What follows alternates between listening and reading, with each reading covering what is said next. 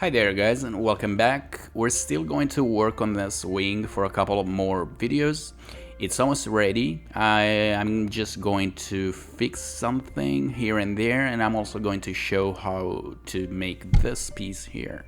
I'm going to use a loft tool, explaining some of the core concepts that are behind tangency and stuff like that. So let's get going. Alright, let's switch over to the top view right away. And as usual, let's grab the spline tool. I'm going to start off by creating a simple line like this. I'm just going to define half of the shape, then I'm going to mirror it. So let's grab the spline tool again. Let's click on this and let's create a point somewhere right here and turn on the transparency so you can see the curves.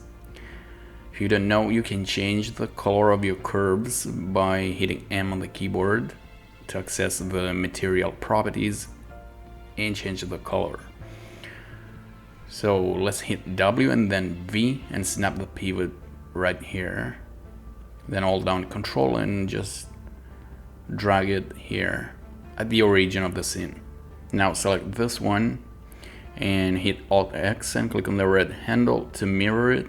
And just have a look at the line in the middle. As you can see, we have no points to work with, so you want to hit Shift S twice at least and select those 2 points. Go to the right view, hit W and just pull them down a bit, just like that.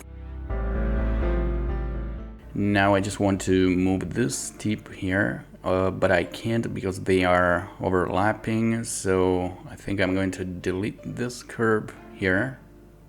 Just delete it and then select this and just move it to the right just a little bit, just like that, and then mirror it again. So now we can select this point and just pull them down a bit, and now you can loft them right away if you want.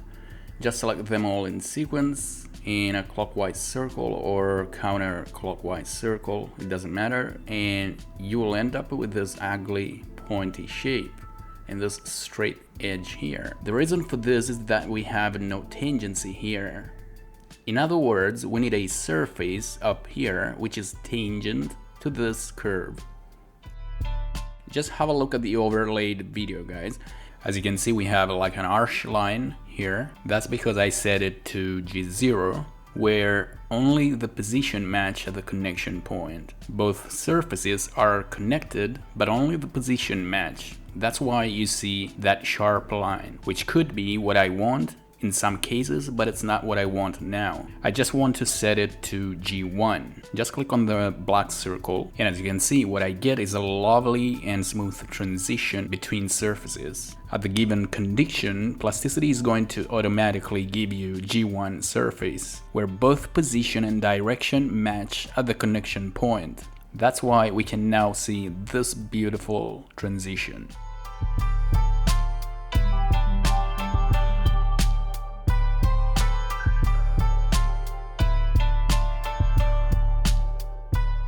So now, given the condition in the main video, Plasticity is not going to give me G1 surface. How we can accomplish this, how we can create tangency between surfaces. So there are many ways to do that. You can try with a spline like this, hit Shift S to subdivide it and select both points, and then scale them up across the x-axis. And that'll be nicer, but it's not going to give me tangency, right? So let's give it a try. Hold down Shift and pick the guide. So as you can see, the shape is nicer, but it's not what I want. I just want to have tangency right here, and to do that, all you need to do is just select this guy here and this one, and then hit E on the keyboard and extrude it. So now you have a surface which is tangent to this curve, right? Now you can delete the curves and just select the edges and loft. And this is where the magic happens. Plasticity just recognized tangency and gives me G1 surface automatically. You can now click on this circle here to cycle through the continuity. As you can see, G0 gives you an arch line because only the position of the curves match at the connection point. But if you click on it again, you'll get G1, where both position and direction match, giving you this lovely transition. So, to visually understand that better, just have a look at this picture, guys. So as you can see, the first image shows two surfaces with no connection at all. Underneath that, you can see a G0 connection, where the points in the middle are sharing the same 3D space, but they are not aligned, resulting as a break line in the shade. In the third one, we have a G1 connection, so now we have tangency and the points in the middle are sharing the same 3D space. And as you can see, the first row of points is perfectly aligned, ensuring a perfect curvature and transition. So now let's have a look at the fourth one. As the name G2 suggests, even the second row here is aligned. That's why G0, G1, and G2. So let's go ahead now. What I want to do is select all my sheets and hit J on the keyboard. So I'm going to combine them, then select both edges and click on patch hold and set it to G0. There we go. So let's combine them together by hitting J on the keyboard.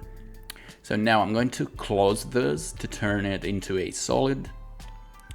So just select, you can hit this button here to select the boundary and then patch holes, but in this case the patch hole tool doesn't work because you want to select one boundary at a time. So there we go, select this and patch hole. So now we have a solid.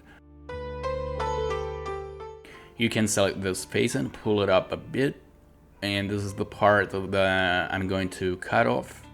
Let's switch over to the top view and just put it here. I'm going to scale it down a bit across the Z-axis and just pull it down, and let's see what I can do here. So what I want to do here, I want it to match perfectly my wing, but I don't want to boolean this because I don't want to mess up with my wing. So I'm going to do something different. So let's turn on the wireframe by clicking on this icon sphere and turn off the transparency. Then switch over to the top view, grab the spline tool and just create a line like this, right? So now with the curve selected, hit Shift E on the keyboard to imprint the curve on the wing. If you don't want to see if you don't want to imprint the curve at the top of your wing, just click on hide occlusion. Okay, just select the curve again and imprint the curve on the flap too, and click on hide occlusion. Then you can delete the curve, select these two edges, Shift D, and there we go. This is the profile of my wing, right? Just select these 2 points and hit tab on the keyboard to get G1. Then select them all and hit J to combine them.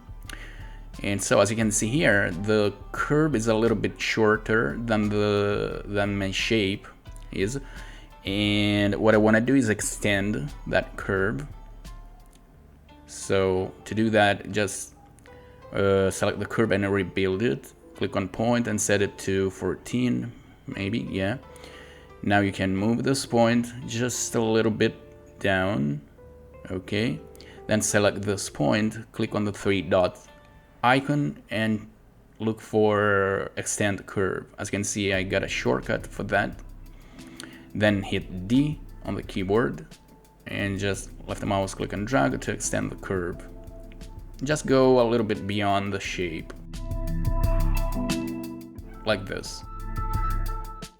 So all I want to do now is select my curve, hit W and pull it down right here. Make sure not to overlap this edge here. And yeah, and just hit C on the keyboard and select this guy to cut it all the way through it. So now just delete the top, and you can also delete the curves. You might be wondering, why don't you keep the curve to create the other 4? Well, as you go along the wing, the profile changes. So what you want to do is just create a new curve for each of those guys. However, in this video, I'm going to just duplicate it 4 times and put them in place, guys, just to make the video shorter. But if you want them to perfectly match your wing, you need to do it that way, guys. So now, pull it up, just like this. As you can see in the picture, we need to create sort of a hinge here. So I'm going to use a circle.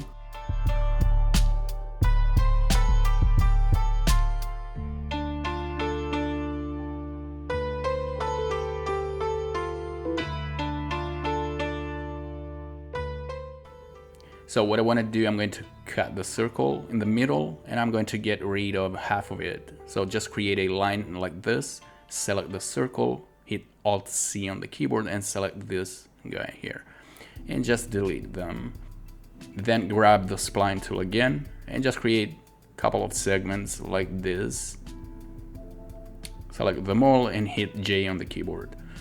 There we go. Select those points, hit B and D in sequence, and just bevel them out.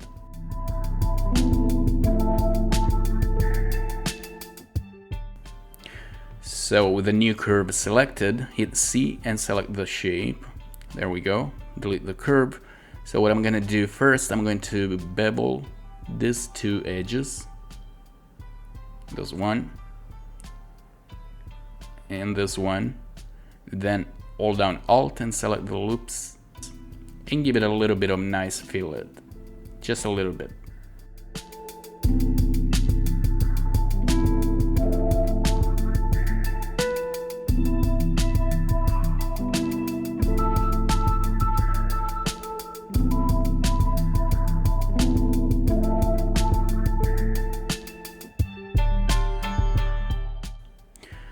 Alright, let's turn off the overlaid wireframe, and there we go.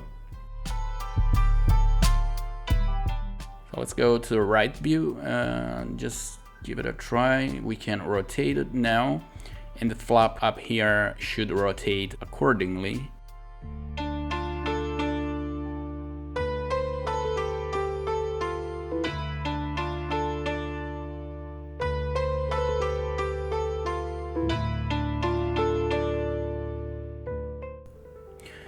So if you look at it in the right view, you can see it matches my wing, but if you go to the back view, it doesn't. So we just need to rotate it. How much do we need to rotate this? Just select it and pull it down. So select this edge here, hit Shift D, so a new curve will be generated, and just pull it down. And this is how much you will have to rotate it. So before you do that, select both these shapes here and hit Shift D to duplicate them and just put them aside because you will need them later.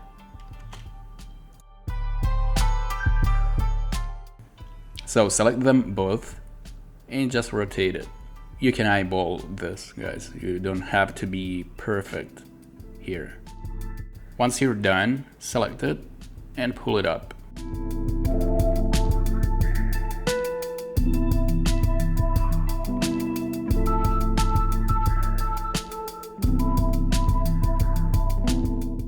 Okay.